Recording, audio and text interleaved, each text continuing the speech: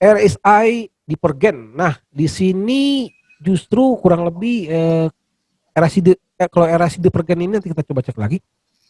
Umumnya indikator RSI digunakan untuk menetapkan skala referensi secara independen untuk menentukan area overbought dan oversold dengan batasan 0 dan 100. Trader menggunakan indikator RSI agar tidak terjebak saat terjadi reversal atau perubahan tren. Istilahnya kontra tren yang paling umum digunakan. Ini didasarkan pada rata-rata naik turunnya suatu instrumen dengan rumusan umum. RSI sama dengan 100 dikurang 100 per 100 per 1 tambah RS. Nah, RS ini mewakili rata-rata penutupan naik dibagi dengan rata-rata penutupan turun pada periode yang dipertimbangkan. Itu periode yang misalnya 14 atau berapa, seperti itu. Nah, ini sebuah rumusan formula seperti ini Pak ya, kurang lebih seperti itu. Dia dibatasi dari 0 sampai dengan 100. Meskipun bukan berarti nggak ada nilai yang itu, ada bisa. Ada RSI sampai dengan 100, 200 pun bisa. Artinya, namun yang pada umumnya 100 ya. Nanti kita bisa perkecil, bisa menambah level lagi. Jadi nggak terpaku pada 100 sebenarnya. Oke. Pada grafik, garis dapat ditarik dari 30 dan 70. Dan umumnya memang dibatasi lah mereka membangun sebuah level 30-70. Perpotongan ke bawah 30 menunjukkan bahwa pasar oversold. Nah, artinya sebuah tren penurunan sell yang cukup kuat. Sementara persimpangan ke atas 70 menunjukkan bahwa pasar sedang overbought. Artinya udah naik, wah ini sudah masuk ke wilayah overbought, jenuh beli ya. Kalau tembus di bawah level 30, ini adalah sebuah area zona jenuh jual ya, oversold misalnya seperti itu. Itu kan memang sebuah gambarannya pada umumnya seperti itu dalam penggunaan RSI. Artinya saya akan closing deh, udah puas sell, saya closing, takutnya harga balik ya, karena oversold. Itu sebuah asumsi. Biasanya untuk menentukan nilai divergen, RSI menggunakan dua indikator penyilangan. Nah, ini memang ada sebuah indikator yang beda sama kayak MA juga nanti ujung-ujungnya ya. Iya. Penyilangan ya kan, nah, crossover di dalam RSI bisa juga. Menggunakan dua indikator penyilangan, yaitu RSI jangka panjang oleh RSI jangka pendek. Artinya sebuah RSI yang kayak MA50, MA20 seperti itulah, merupakan sinyal beli, sedangkan penyilangan RSI jangka panjang oleh RSI jangka pendek merupakan sinyal jual. Prinsip divergensi RSI dengan membuat garis penurunan maupun kenaikan untuk area overbought dan oversold, serta area support dan resisten dapat muncul, terutama saat mendekati zona netral dekat level 50. Nah, ini gambarannya saya sudah gambarkan. Oke, ini sebentar. Oke. Oke, ini masih USD CAD Pak ya. Ini Ya. masih USD CAD, USD CAD. Nah, di dalam posisi ini, nah kenapa kurang lebih hampir mirip-mirip dengan divergennya MACD divergen dengan RSI divergen, dia lebih duluan. Artinya ketika garis harga ya atau GMA-nya masih naik, namun RSI maupun MACD sudah menggambarkan sebuah tren penurunan. Jadi kalau di garis trend line-nya ditarik daripada RSI, dia akan ditarik ke garis penurunan. Tapi kalau harga itu masih tarik garis kenaikan. Nah, antara perbedaan ini sebuah divergensi, adalah divergensi suatu perbedaan ya, perbedaan sudut seperti itu. Nah, disinilah kita sudah mengidentifikasi adanya sebuah uh, potensi reversal ya, bahwa di level 70 katanya bahwa kalau harga mendekati level 70 jenuh beli, ada potensi balik arah. Nah, itu adalah teori yang kita akan buktikan apakah benar atau tidak. Di level 70 adalah siap-siap untuk melihat potensi biris. Nah, artinya reversal, kontra tren. Ini kan tren kenaikan, namun dia sudah ngintip-ngintip cari peluang jual. Ya bagus juga ya. Salah juga. Kadang-kadang sebaliknya justru ketika harga tembus ya. Tapi ini bagus juga Pak, karena ini harga berapa kali touch ya. Touch di level 70, dia gagal tembus, dia mencoba touch, satu kali touch, dua kali touch ya. Di sini gagal ya, kita asumsikan batasan level 70-nya memang ini sangat kuat. Kita bisa meyakinkan bahwa ini tren masih ada tren penurunan, belum ada tren pembalikan. Ya. ini ada contoh open order menggunakan RSI. Ini adalah hanya satu indikator RSI. Karena kita di sini kan dalam bentuk RSI Pak ya. Nah, kadang Ya. sebenarnya dalam menentukan open posisi tidak harus banyak sekali indikator bertubi-tubi, nanti bingung nanti kita. Sebenarnya yang paling simple, apakah satu indikator akan bisa survive? Nah, ini dia. Ya, kita akan buktikan bahwa ini sebuah contoh kondisinya live trading SAU USD ya, menggunakan satu indikator open RSI, dan untuk kondisi exitnya menggunakan indikator volume, standard deviation, ADX, dan RPI. Nah, ini adalah justru exit yang banyak Pak. Ya, ini materi dua gambar ini private sebenarnya, supaya Bapak bisa praktekkan sebenarnya dalam sebuah trading. Kita jangan hanya fokus closing order, tidak harus pakai stop loss dan take profit saja. Tidak. Namun ada exit kondisi rules. Nah, selain open rules, kita juga harus bisa membentuk sebuah exit. Ketika sudah profit, tiba-tiba exit signal sudah menentukan ini sebuah exit, ya udah closing saja. Apakah langsung dirubah, ambil apa, mengganti posisi? Jangan dulu. Exit sama open bisa beda, jangan disamakan. Nah, kadang sahabat trader itu, berapa trader, Pak, kan otomatis kalau ada signal buy berarti closing sell langsung buka buy. Jangan ya. Exit usahakan, saya selalu berkali-kali ngomong sama beberapa tim trader, rule exit tidak boleh sama dengan rule open. Namun rule open boleh sama antara buy dan sell-nya, boleh. Supaya tidak membingungkan ya kan, supaya seimbang, boleh. Kondisi buy dan sell menggunakan satu indikator yang sama, boleh. Exit itu rumit sekali. Nah, exit jangan terlalu cepat, jangan terlalu lambat. Makanya kita butuh kadang lebih kompleks dalam exitnya. Di sini saya menggunakan exit menggunakan indikator volume, standard deviation, dan ADX. Nah, di sini sudah ada gambar contohnya ya. Contoh open tanggal tanggal 20 ya, 2 hari yang lalu, SAU USD ini itu transaksinya open long, open buy ya pada tanggal 20 jam 14.30, kurang lebih satu lot. Nah, di sini pada harga 1900.935 dengan stop lossnya cukup kecil nih, stop lossnya kurang lebih 13 pip, take profitnya panjang. Nah, take profitnya ini 130 pip lebih nih Pak, udah ratusan pip nih. Kenapa? Karena di closing nggak pakai take profit, nggak pakai trailing juga, menggunakan signal exit. Nah, ini adalah sebenarnya sebuah robot sebenarnya. Jadi strategi apapun itu bisa diterapkan dalam eksekusinya secara otomatis. Jadi sebenarnya dalam hal ini bukan masalah robotnya, masalah developernya. Developernya pakai strategi apa? Apakah satu posisi atau banyak posisi, ya kan? Oh, satu posisi, ya udah berarti nggak ada sebuah order yang lain atau order yang berlawanan, tidak. Nah, ini menggunakan satu order Pak ya, nggak ada martingale, nggak ada hedging, nggak ada scalping di sini, nggak ada averaging, hanya satu posisi. Jadi kalau kita lihat RSI-nya ya, di sini RSI kita bisa apa namanya, membuat suatu pemisahan ya di RSI 50 Pak ya. Kalau dalam RSI ini ada 0 sampai dengan 100. Nah, harga itu dibatasi wilayah biris bullish, itu adalah kalau di atas 50 adalah wilayah bullish, untuk wilayah birisnya di bawah 50 ini adalah posisi RSI biris. Oke. Contohnya apa? Nah, ini sebuah posisi order yang real bahwa Bapak bisa lihat Pak ya? Ya bisa. Ya, mungkin saya besarkan aja ya, biar lebih jelas. Oke, di sini RSI 14. Ya, Pak ya? RSI 14.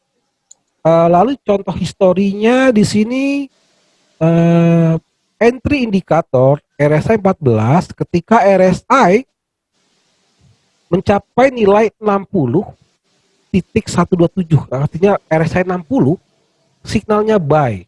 Nah, ini dia mengambil posisi buy. Nah, ada exit indikatornya. Nah, disinilah ketika nanti muncul ya, sudah ada muncul sell, maka akan mengclosing buy-nya. Nah, intinya adalah bahwa Posisi buy adalah disebutnya RSI rising candle, artinya sedang naik. Seperti apa trend line-nya? Nanti kita bisa menggambar trend line kenaikan. Oh, jadi ketika RSI konsisten naik dengan ditanda dengan trend line kenaikan, ternyata uh, yang terbaik adalah bukan di 50, di 60. Loh, Pak, bukannya sell? Tidak, kita di sini adalah posisinya follow trend ya.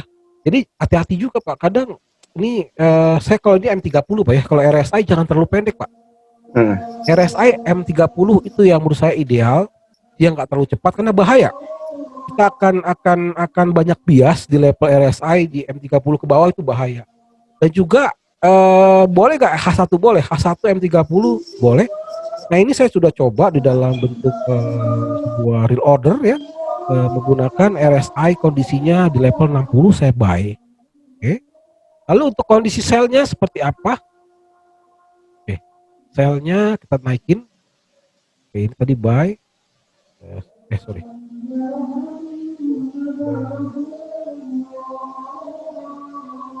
Jadi ini kegeser. Oke, kita turunkan. Nah, sekarang kita ambil posisi kondisinya sell. Ini RSI-nya ini hanya satu ya, open order based on RSI. Nah, ini untuk kondisi sell-nya mana dia?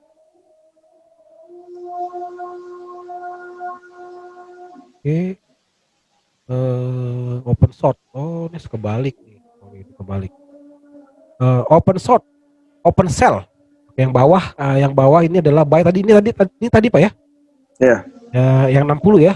Ternyata yang sell di atas. Oke. Kondisi untuk RSI untuk open buy di atas level 60 poin sekian, artinya sudah melewati sedikit 60, kita ambil buy, artinya tren terjadi penguatan. Lalu di M30. Lalu untuk kondisi sell-nya di sini contohnya yang apa? Kondisi sell-nya RSI-nya di 51 loh Pak. Masih di bawah, masih di atas 50 sebenarnya gini. Karena ini menggunakan rising RSI rising, ada RSI falling. Nah, RSI itu ada banyak, ada yang bersifat crossing ya, crossing di level bawah, apa namanya? Cross up ya, cross up dari bawah, ada juga cross down dari atas. Ya. Itu ada sebuah banyak sekali RSI. Nah, di sini saya menggunakan rising dan falling RSI. Jadi dia dari atas dari 70 konsisten terus turun mendekati level 50 seperti tadi teorinya, mendekati level 50 dia identifikasinya adalah penurunan sell. Nah, di sini sudah mengambil posisinya. Kalau kita lihat di dalam posisinya di sini RSI sell-nya kurang lebih 6 tadi berapa yang apa 51 ya. Oke. Oh, di sini kurang jelas.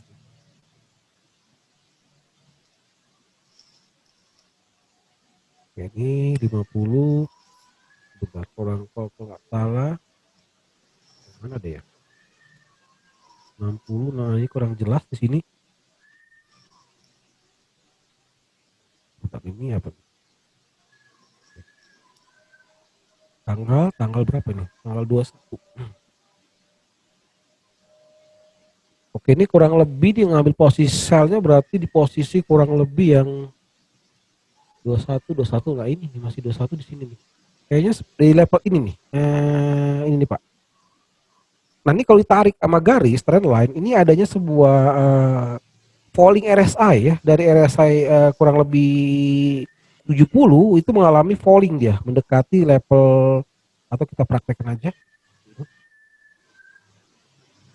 Jadi RSI itu ada di per gen ya. Kita bisa melihat untuk melihat memprediksi. Nah, ini dia Pak. Nah, ini sebenarnya kalau kita dikatakan ini adalah falling RSI atau RSI turun ya. Ini dia. Nah, ketika harga sudah mendekati level 50 atau di bawah sini, ini sebuah sell aja sebenarnya. Itu sudah sell ya sudah, biarkan saja. Artinya memang RSI digunakan di M30 saya rasa cukup bagus. Nah, kita akan coba buktikan di dalam di dalam MetaTrader. Oke, kita coba.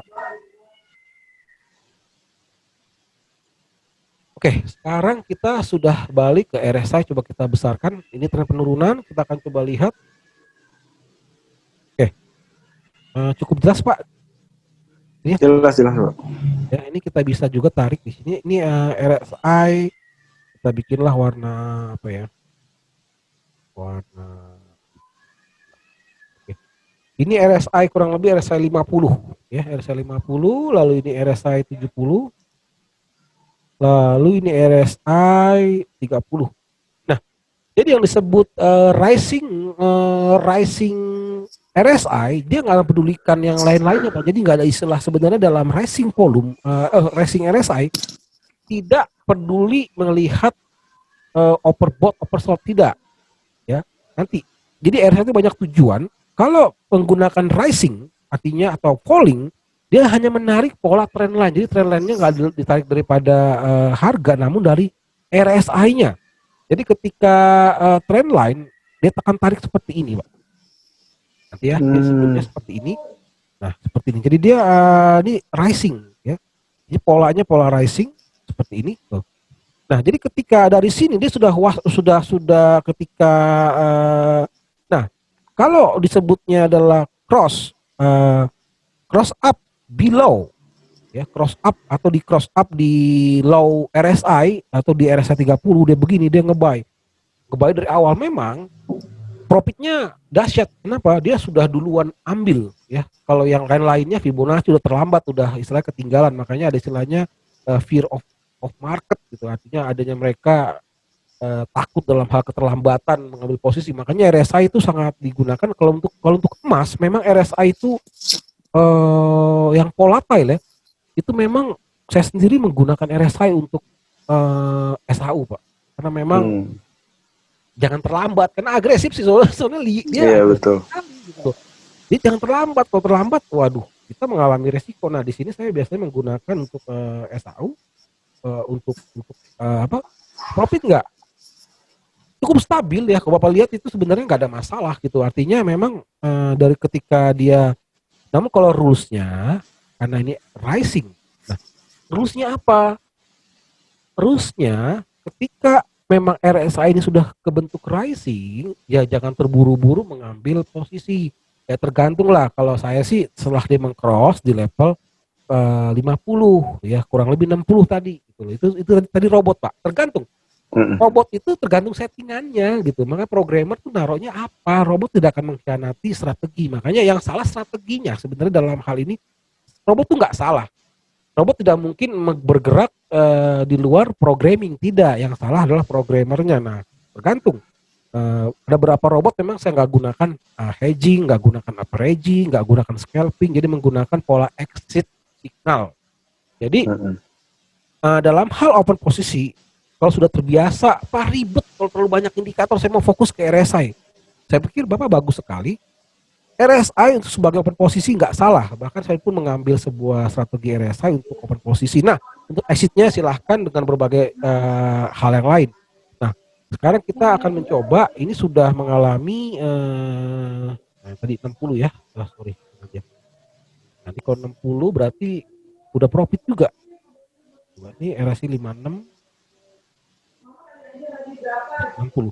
Disinilah saya mengambil posisi buy tadi, Pak. Jadi kalau mau dibilang ngikutin rising volume menggunakan RSI, ya, dengan memang rules-nya bahwa ketika terjadi rising, ya, terjadi rising RSI-nya mengalami kenaikan, lalu harga sudah menyentuh level 60. Nah, di sinilah, Pak. Ini kan 50, di sinilah kurang lebih, ya. Ya 50.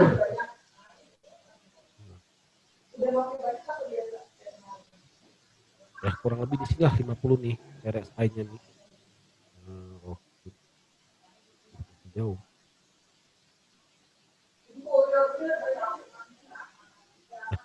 Kurang lebih di sinilah, garis inilah, Pak, ya, RSI 50. Nah, ketika garisnya sudah naik, nah ada juga orang yang sudah meng-cross di RSI 50, dia ngambil posisi buy.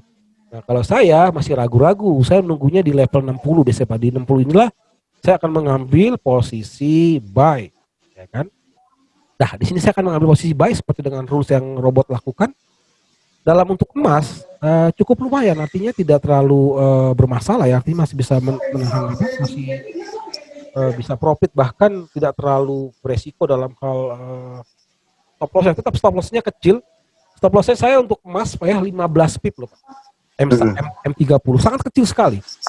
Jadi kalau ketika berhasil itu panjang Pak, saya bisa mengalami profit yang panjang. Kenapa?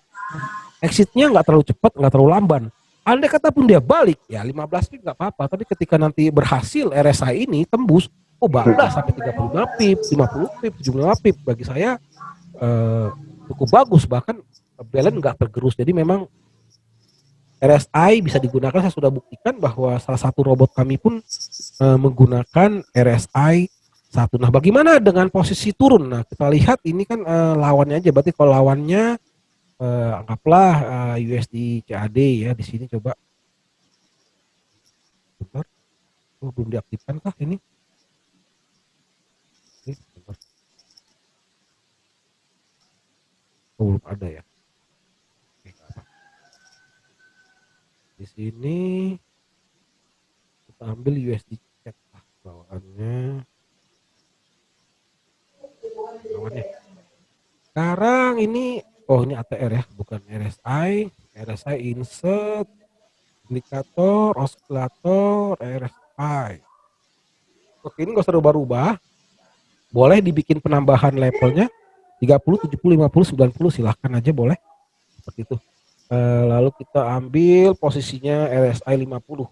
Nah, oke.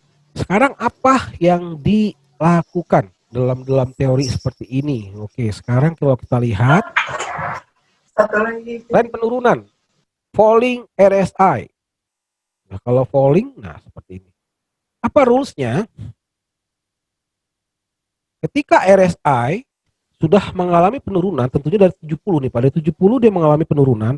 Ini kita polanya follow trend Pak ya.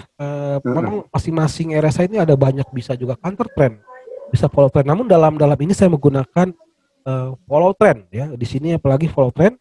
RSI dari 70 mengalami falling. Nah, ketika dia cross di sini ya kurang lebih bahkan di 50 pun boleh-boleh saja. Kalau tadi robot 51 ya. Namun kalau manual saya pasti akan mengambil posisinya di level sini nih Pak. Di level sini nih lah kurang lebih saya akan nge-sell di sini. Jadi ya USD CAD saya akan mengambil posisi sell di level 45,6 ketika sudah adanya confirm penurunan falling RSI dari 70 terus konstan mau apa lagi gitu loh. Ini udah cross di bawah 50. Sell silahkan gitu loh.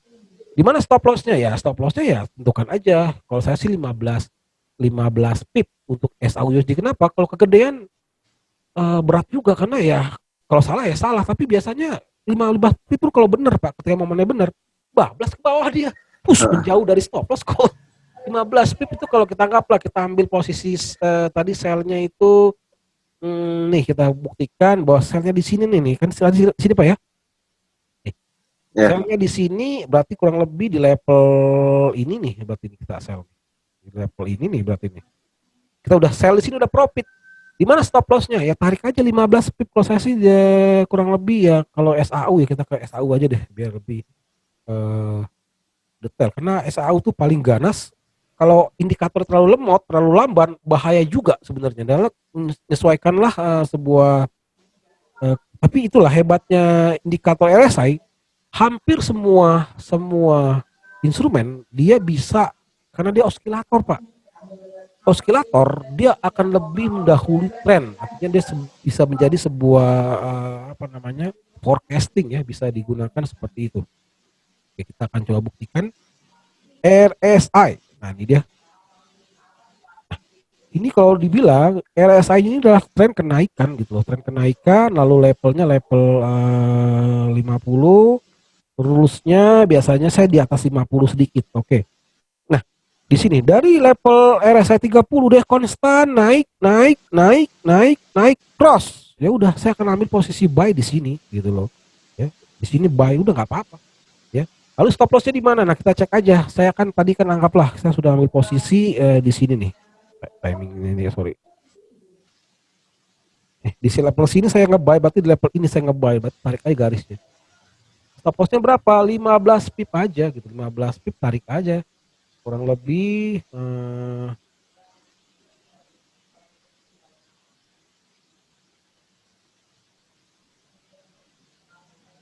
nah ini 155 poin.